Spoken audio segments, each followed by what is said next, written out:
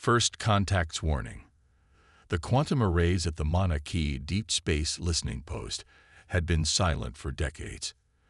Dr. Sarah Chen had spent 15 years staring at the same patterns of cosmic background radiation, analyzing the same empty signals, writing the same disappointing reports.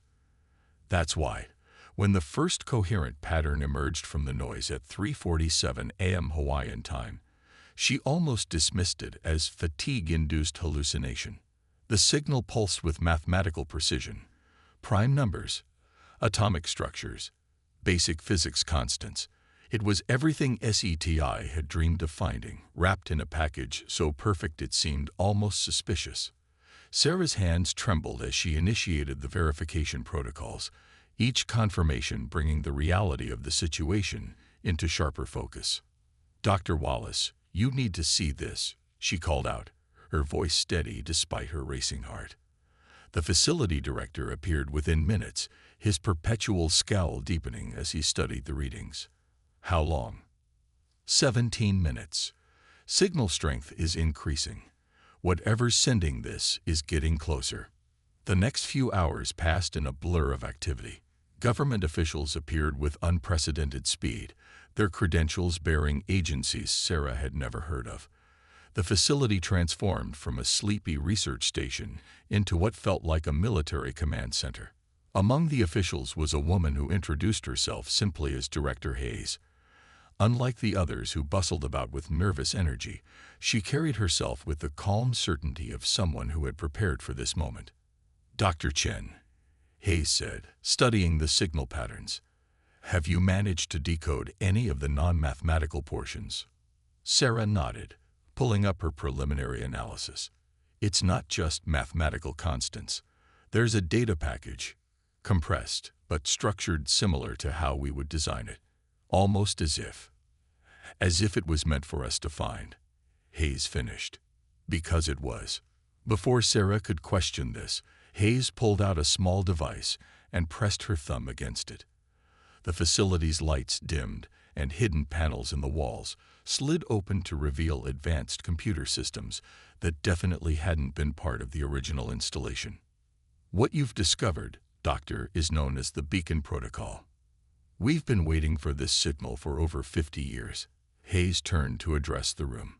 "Ladies and gentlemen, what happens next is classified beyond any clearance level you thought existed. Welcome to Project Guardian." The main screen filled with an image that made Sarah's scientific mind revel. A massive ship, clearly artificial, clearly not human.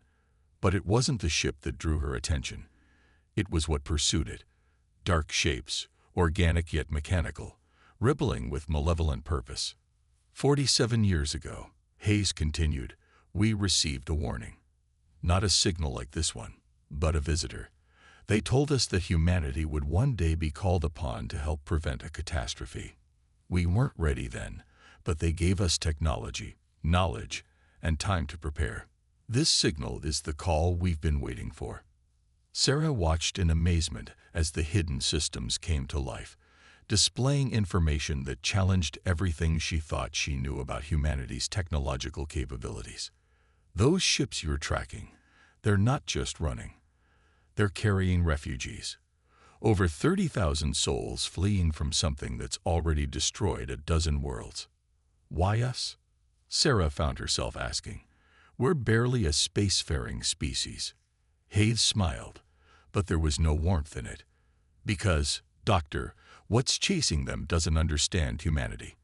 They've never encountered a species that developed under Earth's unique conditions. Our gravity, our atmospheric pressure, our evolutionary history of being both predator and prey. We're physically stronger, more adaptable, and more resilient than 90% of known spacefaring species. The facility shook slightly as something massive powered up deep beneath it. But more importantly, Hayes continued, we're the only species crazy enough to do what needs to be done. Hidden doors larger than aircraft hangar bays began to open in the mountain itself, revealing a sleek ship that made Sarah's jaw drop. It was beautiful, deadly, and impossibly advanced. Project Guardian wasn't just about building ships or developing technology, Hayes explained. We needed the right people, individuals who could handle the physical and psychological demands of being humanity's first line of defense. We found them, enhanced them, and kept them safe until they were needed. The mountain's peak began to split open, revealing a star-filled Hawaiian sky. Dr. Chen, you've just become part of history. The signal you discovered isn't just first contact, it's humanity's call to action.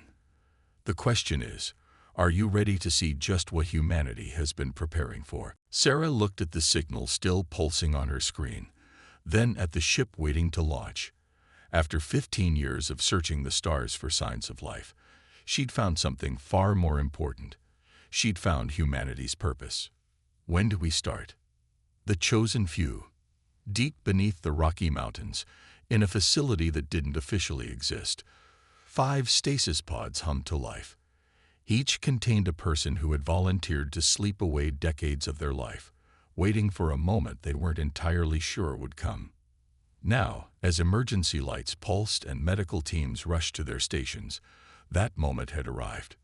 Captain Maya Rodriguez was the first to open her eyes. Even before the cryogenic haze cleared from her mind, her enhanced nervous system was already processing her surroundings. 23 years had passed since she closed her eyes, but her body felt like it had slept for mere hours. The pod's neural interface had kept her muscles stimulated and her mind sharp, running combat simulations even as she slept. "Easy, Captain," a medical technician said, helping her sit up. "Let's make sure everything's working properly." Maya ignored him, her focus already on the other pods where her team was awakening. John Chen, their technology specialist, was cursing in 3 different languages as he pulled monitoring devices off his chest. Despite his complaints, his fingers were already dancing across the nearest computer terminal, interfacing with the facility's systems through his neural implants. Dr. Alexandra Petrov, their xenobiologist and medical officer, was performing her own diagnostic checks, even as the medical team tried to examine her. Her enhanced vision could detect cellular damage that even the facility's advanced equipment might miss. The 4th pod contained Marcus Williams, weapons specialist and tactical expert. He moved with deliberate slowness, his augmented muscles and reinforced skeleton requiring careful recalibration after the long sleep. His eyes, replaced with multi-spectrum optical implants, scanned every corner of the room automatically. The last to awaken was Commander David Reeves, their team leader. Unlike the others who showed signs of their enhancements, David appeared deceptively ordinary. His augmentations were primarily cognitive, enhanced decision-making capabilities and tactical processing that made him one of the most brilliant military minds ever produced. "Status report," he called out, his voice carrying the same authority it had 23 years ago. "All systems operational," Maya responded, speaking for the team as her internal diagnostics completed.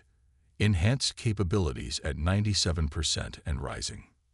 Director Hayes entered the room, looking considerably older than when they'd last seen her. She carried herself with the same military precision, but her hair had gone silver, and new lines marked her face.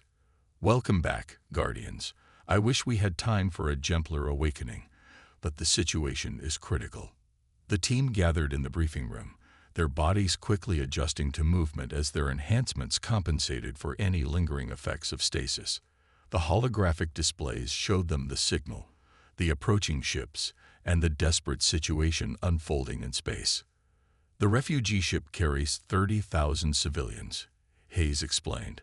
"Multiple species, all fleeing from an entity they call the Swarm.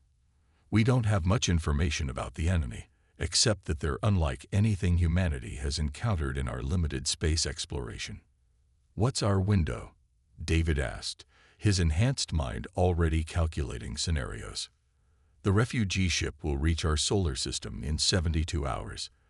Their pursuers are 48 hours behind them." Hayes gestured, and new images appeared. "This is your ship, the Hyperion. It's the most advanced vessel ever created by human hands, incorporating both our own technology and elements we received from our mysterious visitors." John whistled as he studied the specifications. This isn't just a ship. It's a weapon system beyond anything we trained with. The Hyperion was built around your capabilities, Hayes confirmed. Each of you can interface directly with its systems through your neural enhancements. It's as much a part of you as your own bodies. Alexandra studied the medical data scrolling past. The refugees, their physiologies are radically different from anything we prepared for. Some of them don't even use DNA as we understand it. That's why you're here, Doctor.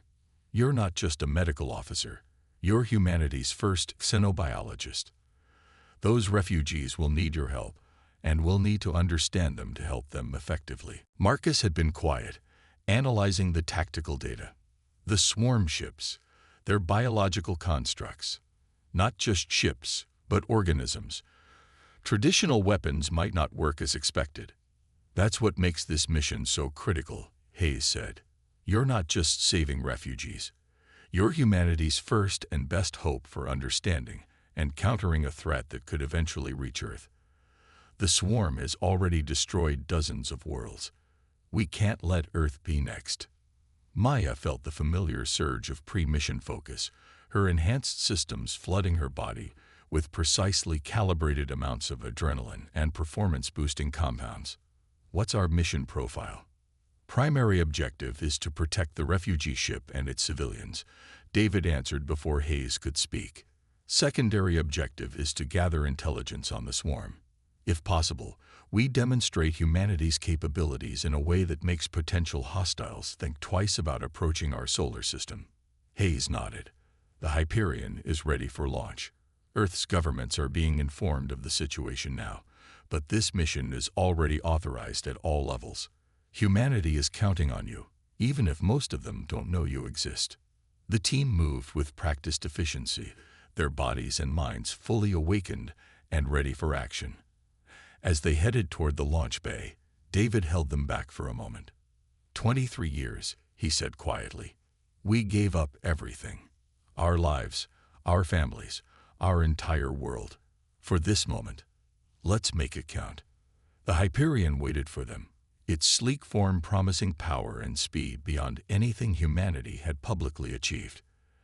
As they boarded, each taking their specialized stations, Maya felt a sense of completion. This was what they were made for, why they had sacrificed so much. Hyperion combat systems online, John reported. Neural interfaces active and synchronized. Medical bay prepared for multiple xenobiological life forms. Alexandra confirmed. Weapons systems charged and ready, Marcus added. Navigation and tactical systems green, Maya stated. David settled into the command chair, feeling the ship's systems link with his enhanced mind.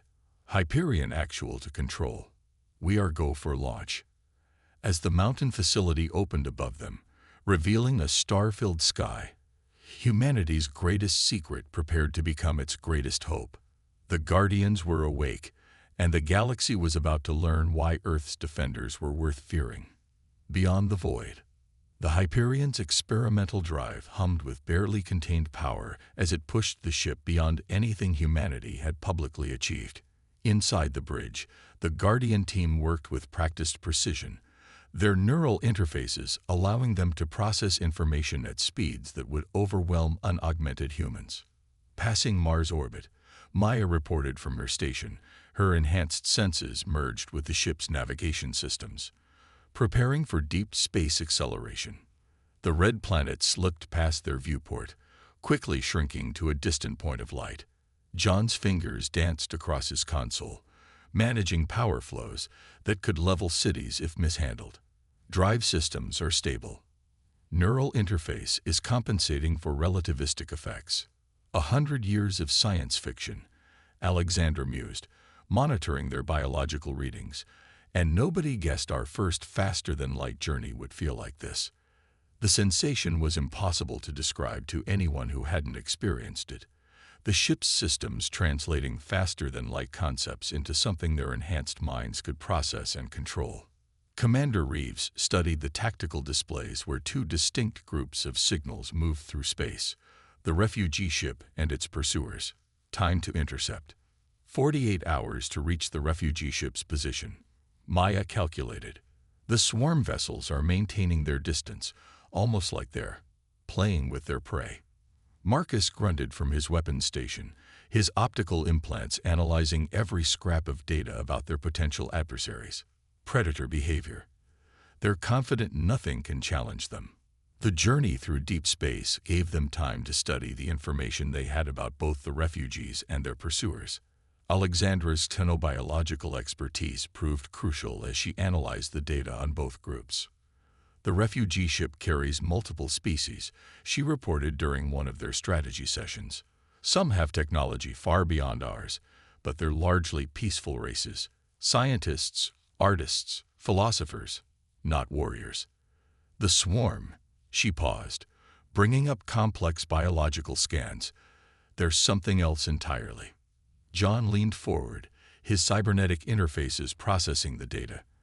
Their ships aren't just biological, they're a singular organism split into multiple forms. Each vessel is like an organ in a larger body, which means they likely share a hive mind, David concluded. Tactical implications. They'll coordinate perfectly, Marcus said, but they might be vulnerable to unexpected variables. Biological systems, no matter how advanced, can be overloaded. The team spent hours developing strategies, their enhanced minds running countless simulations. The Hyperion's eye, more advanced than anything Earth had publicly revealed, helped them refine their plans. 36 hours into their journey, Maya's sensors detected something new. Energy spike at bearing 340 Mark II. Something's coming out of faster than light travel. The unknown vessel appeared suddenly, its design unlike either the refugee ship or the swarm vessels. It was smaller, more angular, clearly built for speed and maneuverability. We're being hailed, John reported. Signal pattern matches known refugee protocols. David nodded. Put them through. The holographic display activated, showing a being that looked almost human, save for its iridescent skin and large, entirely black eyes. Unknown vessel, it spoke in accented but clear English. I am Scout Commander Zora of the Concordat. We've been monitoring the refugee situation, but our forces are too far to help. When we detected your ship's energy signature, the alien paused, studying them. You're human. Commander David Reeves of the Earth vessel Hyperion, David responded. We received the distress signal and are responding. The alien's expression showed what might have been surprise. Earth is barely a spacefaring world. Your people haven't even colonized your own solar system. How did you? Understanding seemed to dawn. The precursor protocol. They chose you. Maya and Marcus exchanged glances. This was new information. Apparently, their mysterious benefactors had a known history. What can you tell us about the situation? David asked, staying focused on the mission. The refugee ship carries some of our greatest minds, Zara explained. Scientists, historians, genetic archives of dozens of species. The swarm, they don't just destroy worlds, they consume knowledge. They believe they are the ultimate evolution of life, and all other forms are merely resources to be absorbed. Alexandra's hands tightened on her console. The implications for Earth, if such beings ever reached their solar system, were horrifying. Our long-range sensors show 5 swarm vessels, Zora continued. Each one is equivalent to a small fleet in terms of combat capability. I must be honest, even with your advanced ship, the odds of success are minimal. David's enhanced mind was already calculating new scenarios based on this information. We're not looking for favorable odds, Commander. We're looking to make a difference. The alien studied them for a long moment. The precursors chose well. I'll transmit everything we know about swarm tactical patterns and biological weaknesses. And thank you. Whatever happens, know that you've given hope to species who thought they were alone in facing this threat. After the transmission ended, the bridge was quiet for a moment. Finally, Maya spoke what they were all thinking. 5 ships, each one equal to a fleet. No wonder the refugee ship is running. Good thing we didn't wake up for something easy, Marcus said, already incorporating the new tactical data into his weapons calculations. Wouldn't want our first alien encounter to be boring. John, David commanded, analyze the tactical data. Maya, plot an intercept course that gives us maximum tactical advantage. Alexandra, I want everything you can tell me about their biology. Marcus, start working on weapons configurations. We've got 12 hours to turn impossible odds into a fighting chance. The Hyperion continued its journey through the void, carrying humanity's first line of defense toward a battle that would determine not just the fate of 30,000 refugees, but potentially the future of Earth itself. As distant stars streaked past their viewport, the Guardian team prepared to show the galaxy why humanity had been chosen as its defenders. Trial by fire. The refugee ship filled the Hyperion's viewport, its massive form dwarfing their vessel. Surrounding it, 5 swarm ships moved with disturbing grace, their organic hulls rippling with patterns of bioluminescence. The scene had an almost beautiful quality, until you remembered the stakes. Multiple energy signatures. Maya reported, her enhanced senses merged with the ship's systems. The swarm vessels are charging weapons. Refugee ship status. David asked, his augmented mind processing tactical displays. Shields at 18% and failing. John responded, their engines are damaged. They won't survive another concentrated attack. Alexandra's voice came over the internal comm. I'm detecting massive biological energy readings from the swarm ships. Their weapon systems are literally part of their metabolism. They feed off the energy they generate. David's enhanced mind processed this information, combining it with everything they knew about their adversaries.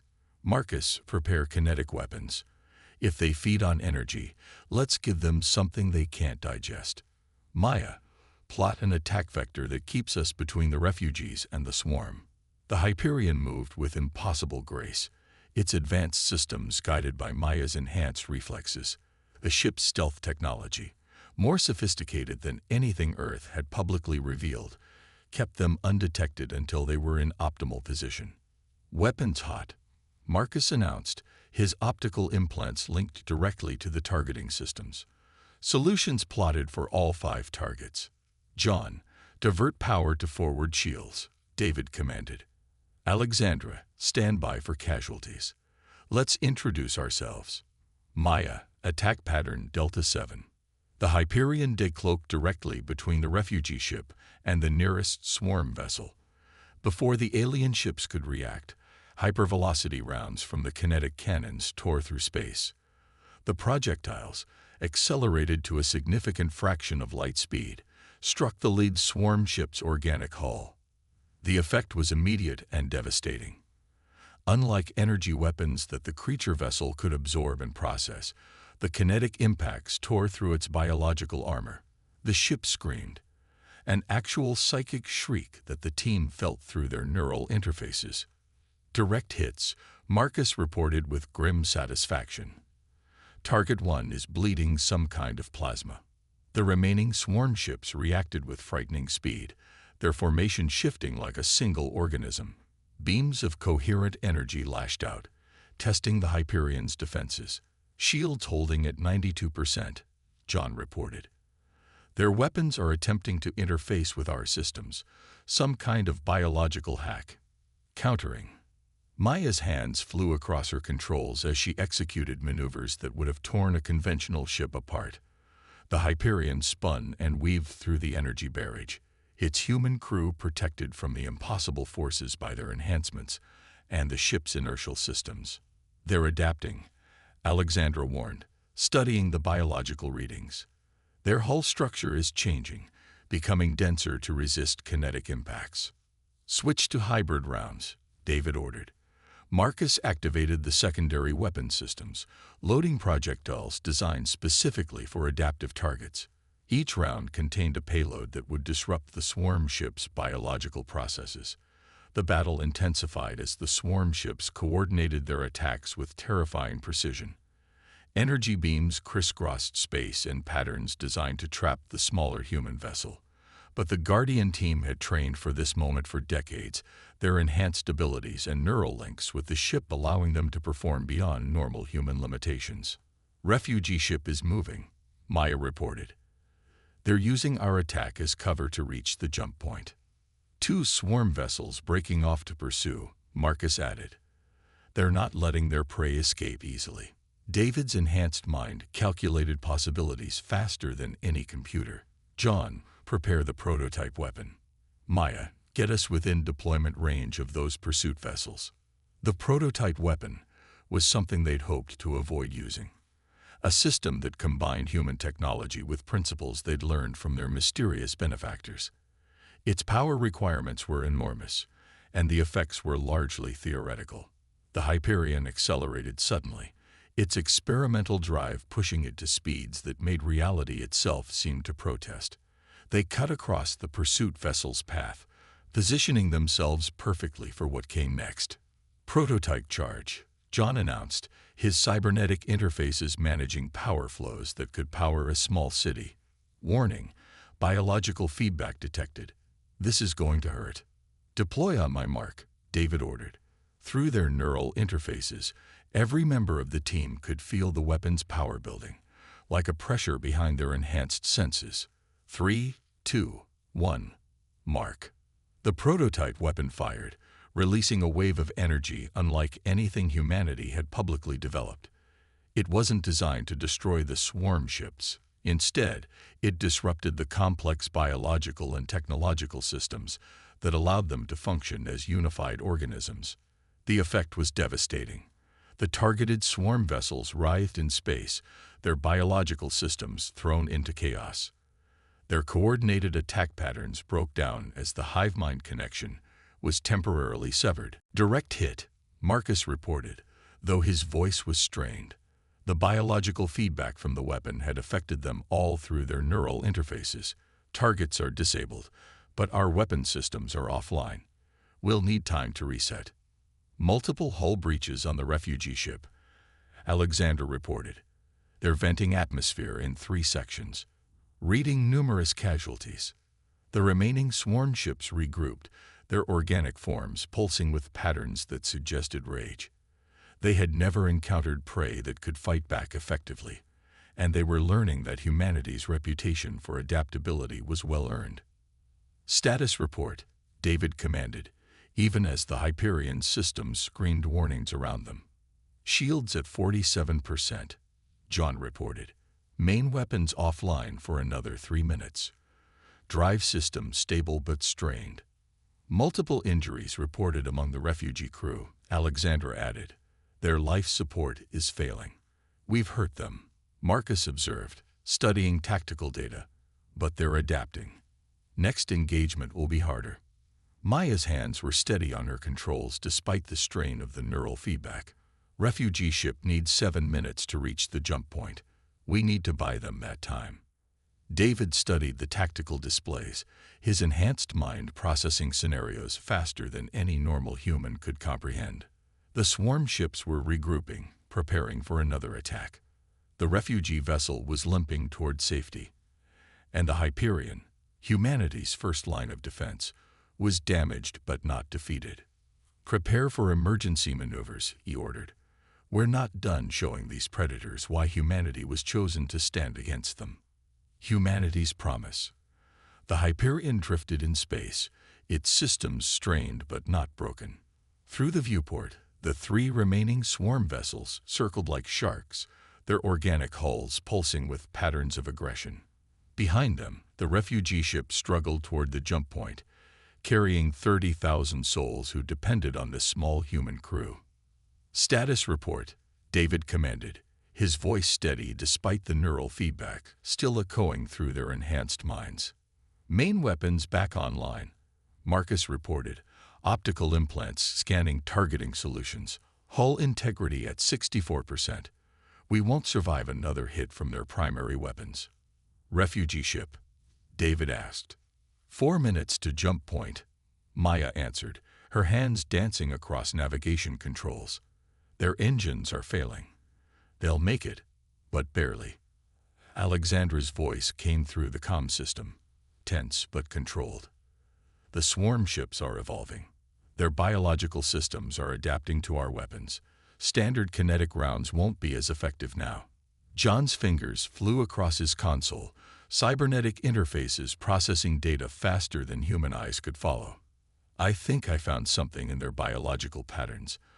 When they communicate, there's a frequency that... He never finished the sentence. The swarm ships attacked as one, their energy weapons lashing out in patterns designed to overwhelm the Hyperion's defenses. Maya's enhanced reflexes sent their ship into a series of maneuvers that should have been impossible, but even she couldn't dodge everything. Direct hit, John shouted as alarms blared. Port shield failing. Rerouting power, Marcus responded automatically, his weapon station dimming as he diverted energy to defenses. Through their neural interfaces, every crew member felt the ship's pain as their own. The enhanced connections that made them superior pilots and fighters now meant they shared every wound their vessel suffered. "John," David called out, his enhanced mind already formulating a plan. "That frequency you mentioned, can you isolate it?" "Already on it," John replied, understanding immediately. "Their hive-mind communications operate on quantum principles we barely understand. But there's a pattern. If we could match it, we could talk to them." Alexandra finished, her xenobiological expertise connecting the dots. Or something better. David's decision was immediate. "Do it. Maya, plot us a collision course with the lead vessel." "Sir." Maya's hands hesitated for the first time since the battle began. "Trust me. Marcus, load every remaining kinetic round we have. When I give the word, fire everything." The Hyperion moved with deadly purpose, accelerating directly toward the largest swarm ship. The enemy vessels, perhaps confused by this apparent suicide run, shifted their formation to encompass the human vessel. "John," David asked. "Almost there. Their frequency is complex, but if I modulate our shield harmonics..." "Got it. Broadcasting now." The effect was instantaneous and devastating. The Hyperion shields, rather than simply blocking the swarm's energy weapons, began resonating at the exact frequency of their hive-mind communication. The feedback was catastrophic. The swarm ships writhed in space, their organic forms convulsing as their shared consciousness experienced something it never had before: discord. The perfect unity that made them unstoppable became their greatest weakness. "Now, Marcus." The Hyperion's weapons opened up, pouring every remaining kinetic round into the disoriented enemy vessels. Without their perfect coordination, without their adaptive defenses operating at peak efficiency, they were vulnerable. The lead ship came apart in a spectacular display of burning plasma and crystallizing organic matter. The second took devastating hits to what passed for its nerve center, its bioluminescent patterns fading like a dying heartbeat. The third and final vessel, perhaps displaying a survival instinct none of them expected, turned and fled, accelerating faster than they could follow in their damaged state. "Refugee ship status," David demanded. "They're at the jump point," Maya reported, relief evident in her voice. "Jump sequence initiated. They're away." They made it. The bridge crew let out a collective breath they hadn't realized they were holding. Through their neural interfaces, they could feel the Hyperion systems beginning to stabilize, though the damage was extensive. "Alexandra," David called, "what's the status of the captured swarm ship?" "Damaged but intact enough to study," she replied. "Its biological systems are unlike anything we've ever seen. This will advance our understanding of their technology by decades, and give us a better chance of defending Earth if they ever come in force," Marcus added. A new signal caught their attention, the Concordat scout ship decloaking nearby. Commander Zara's voice came through their comm system, carrying a note of awe. "Hyperion crew, we witnessed everything. In all our records, no species has ever stood against multiple swarm vessels and survived, let alone achieved victory. The refugees are safe. You've saved not just lives, but entire civilizations' worth of knowledge and culture." David exchanged looks with his crew before responding. "We did what we were chosen to do, Commander. But this isn't the end. The swarm will be back, and next time they'll be ready for us. And we'll be ready for them, Maya added firmly. That's why I'm here, Zara replied. The Concordat would like to formally extend an invitation to Earth. What you've demonstrated here, your technology, your tactics, but most importantly, your spirit, it's exactly what the galaxy needs in these dark times. John looked up from his console. The refugee ship is transmitting too. They're offering to share their technology with us. All of it. As a thank you. David smiled for the first time since the battle began. Tell them we accept, but on one condition. We want to learn, not just receive. Humanity is ready to join the galactic community, but we'll do it our way. As partners and protectors, not just recipients of advanced technology. As the Hyperion began its long journey home, its enhanced crew knew they were carrying more than just victory and new allies. They carried proof that humanity's greatest strengths weren't their weapons or technology, but their adaptability, determination, and willingness to stand against impossible odds. The swarm would return, possibly with new tactics and adaptations, but they would find Earth ready, and humanity would show the galaxy again and again why they had been chosen as its defenders. In the vastness of space, the Hyperion limped toward home, its small crew having written the first chapter in humanity's new role among the stars. They had been called, they had answered, and they had proven that sometimes the youngest species could be the greatest defenders of all.